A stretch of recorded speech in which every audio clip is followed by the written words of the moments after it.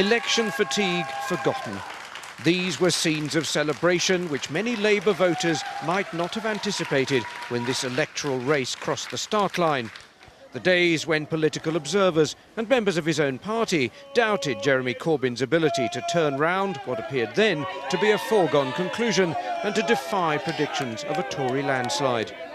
By breakfast time today, the Labour leadership believed they were within touching distance of forming a government.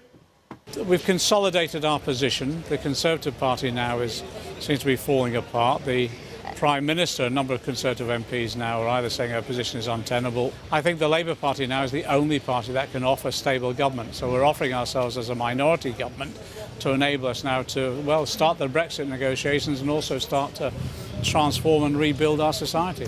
So what caused such a dramatic turnaround? Looking back, the week of Labour's manifesto launch played a crucial part, leaked in advance and containing domestic policies that connected. I was clearly wrong in feeling that Jeremy wouldn't be able to do this well, and I think he's proved me wrong and lots of people wrong, and I take my hat off to him. The question of national leadership still hung over Mr Corbyn, but here again there was a swing in opinion after Theresa May's U-turn on the so-called dementia tax. A change heightened by what people saw as passion and straight talking at a series of Corbyn-led rallies and during the final TV debate, which Mrs May declined to join. People voted for hope. Young people and old people all came together yesterday. Very high turnout, huge increase in the Labour vote, and they did it because they want to see things done differently and they want hope in their lives. In Coventry, one of the cities where Labour performed better than expected, those themes still resonated.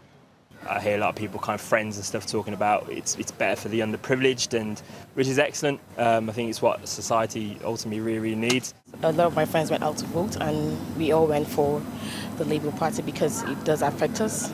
He did strike a chord certainly with us, was the education for the schools, the free meals. There were low points, the series of gaffes by Diane Abbott that led to her replacement as Shadow Home Secretary on the grounds of ill health. She says she will be back.